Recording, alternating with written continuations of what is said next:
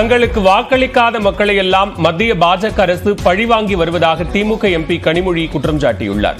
மத்திய நிதிநிலை அறிக்கையை கண்டித்து தூத்துக்குடியில் எம்பி கனிமொழி தலைமையில் திமுகவினர் போராட்டத்தில் ஈடுபட்டனர். அப்போது பேசிய கனிமொழி, மைனாரிட்டி மக்களுக்கு எதிராக மத்தியில் பாஜக ஆட்சி செய்து வருவதாக விமர்சித்தார். தனக்கு வாக்களிக்காத மக்களை எல்லாம் தான் ஆட்சி பொறுப்பில் இருப்பதற்கு பயன்படாதவர்களை எல்லாம் பழிவாங்க வேண்டும் என்றே ஆட்சி நடத்தி கொண்டிருக்கக்கூடிய ஆட்சிதான் பாஜக ஆட்சி.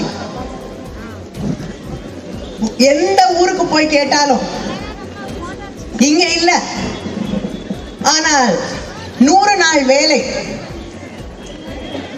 நகரங்களை விட்டு வெளியே காலடி எடுத்து வைத்தால் முதலிலே அங்கே இருக்கக்கூடிய பெண்களும் ஆண்களும் கேட்கக்கூடியது 100 நாள் வேலை கிடைக்கல, 100 நாளுக்கு சம்பளம் வரல.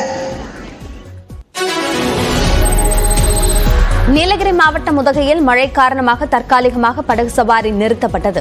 வார விடுமுறை நாட்களில் சுற்றுலா தலங்களில் அதிகமாக எண்ணிக்கையிலான சுற்றுலா பயணிகள் வருகை குவியும் நிலையில் கடந்த 10 நாட்களாக உதகையில் பெய்யும் மழையால் அவர்களின் வருகை குறைந்துள்ளது. இந்த நிலையில் உதகை படகு இல்லத்தில் சுற்றுலா பயணிகளின் வருகை குறைந்துள்ளதாலும் மழை மற்றும் காற்று காரணமாக மிதி மற்றும் துடுப்பு படகுகளின் சேவை தற்காலிகமாக நிறுத்தப்பட்டது. ராமேஸ்வரம் பாம்பன் புதிய ரயில் பாலத்தின் நடுப்பகுதி வான வேடிக்கையுடன் இணைக்கப்பட்டது. பாம்பன் பழைய ரயில் தூக்கு பாலத்தின் உறுதித்தன்மை குறைந்ததால் புதிய ரயில் பால கட்டுமான பணி நடைபெற்று வருகிறது. இந்நிலையில் புதிய பாலத்தின் தூக்கு பகுதி வான வேடிக்கையுடன் இணைக்கப்பட்டது. வரும் அக்டோபர் 1ஆம் தேதி முதல் ராமேஸ்வரம் மண்டபம் இடையிலான ரயில் சேவை தொடங்க வாய்ப்புள்ளதாக தென்னக ரயில்வே பொது மேலாளர் RN சிங் செய்திக்குறிப்பின் வாயிலாக தெரிவித்திருந்தார்.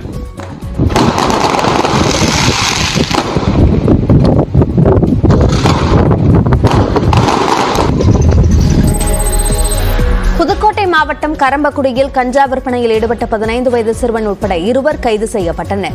கரம்பக்குடி பங்களாகுளம் பகுதியில் கஞ்சா விற்பனை செய்யப்படுவதாக கிடைத்த தகவலின் பேரில் காவலர்கள் அப்பகுதியில் சோதனையில் ஈடுபட்டனர். அப்போது கஞ்சா விற்பனையில் ஈடுபட்ட அருண் பிரசாத் மற்றும் 15 வயது சிறுவன் ஆகியோரை கைது செய்தனர்.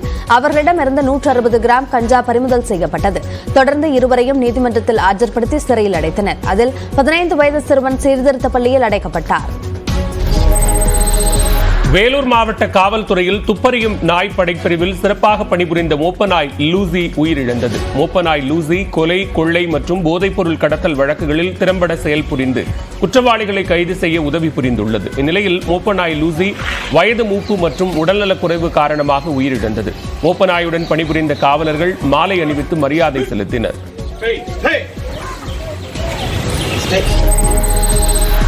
தருமபுரி மாவட்டம் அரூர் அருகே விபத்தில் உயிரிழந்த காவலரின் உடல் 21 குண்டுகள் முழங்க காவல்துறை மரியாதையுடன் அடக்கம் செய்யப்பட்டது.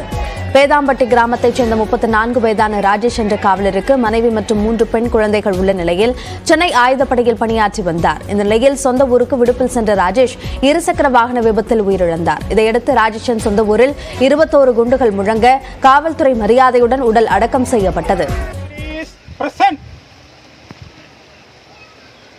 Volleys, fight!